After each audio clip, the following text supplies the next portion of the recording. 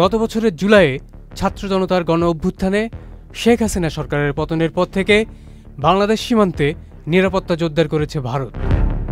এছাড়া গত 22 এপ্রিল কাশ্মীরের পেহেলগামে এক সন্ত্রাসী হামলায় ২৬ জন নিহত হওয়ার পর থেকে পাকিস্তান সীমান্তেও নতুন করে উত্তেজনা সৃষ্টি হয়েছে ভারতের। আর এই প্রেক্ষাপটে ভারতের সীমান্তরক্ষী বাহিনী border security force BSF Bangladesh ও পাকিস্তান সংলগ্ন সীমান্তে নজরদারি আরও বাড়াতে দুটি নতুন ফরওয়ার্ড হেডকোয়ার্টার বা ঘাঁটি স্থাপনের উদ্যোগ নিয়েছে।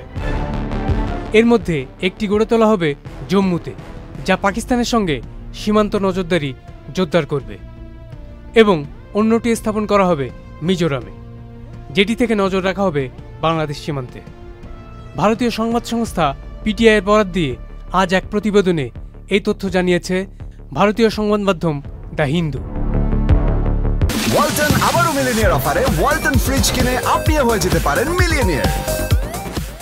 শুধু তাই নয়, একই সঙ্গে বিএসএফের জন্য নতুন করে 16টি ব্যাটালিয়ন গঠনেরও পরিকল্পনা নিয়েছে ভারত, যেখানে প্রতিটি ব্যাটালিয়নে 1000-এর বেশি জওয়ানসহ এসব ইউনিটে মোট প্রায় 17,000 সৈন্য থাকবে। আর এই প্রস্তাবনা বর্তমানে চূড়ান্ত অনুমোদনের অপেক্ষায় রয়েছে ভারতের অর্থ মন্ত্রণালয় সহ সরকারের বিভিন্ন দপ্তরের। আর অনুমোদন পেলে এটি বিএসএফের ইতিহাসে একটি গুরুত্বপূর্ণ সম্প্রসারণ হিসেবে বিবেচিত হবে। যদিও বিএসএফ মোট 20 থেকে 21টি ব্যাটালিয়ন গঠনের প্রস্তাব দিয়েছিল, তবে সরকার শেষ পর্যন্ত 16টি ব্যাটালিয়ন গঠনের জন্য প্রস্তাবে অনুমতি দিয়েছে।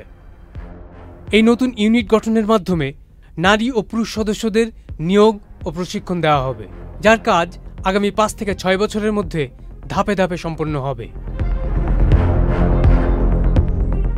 বর্তমানে এই বাহিনীটির রয়েছে 193টি ব্যাটালিয়ন, যারা প্রায় 7,000 কিলোমিটার জুড়ে সীমান্ত রক্ষায় নিয়োজিত। এর মধ্যে 2,290 কিলোমিটার রয়েছে ভারত পাকিস্তান আন্তর্জাতিক সীমান্ত, 339 কিলোমিটার লাইন অফ কন্ট্রোল, এবং বাংলাদেশের সাথে ভারতের সীমান্ত রয়েছে প্রায় 4,097 কিলোমিটার, যার মধ্যে নদী ও বনভূমি থাকায় প্রায় 1,047 কিলোমিটার এলাকা বাদে পুরো সীমান্ত জুড়ে রয়েছে কাঁটাতারের বেড়া। তবে চূড়ান্ত অনুমোদন মিললে সীমান্ত নিরাপত্তা ব্যবস্থা আরও মজবুত হবে বলে দাবি করেছে ভারতের সীমান্তরক্ষী বাহিনী border guard security force BSF. Saijuman Dipu, channel I.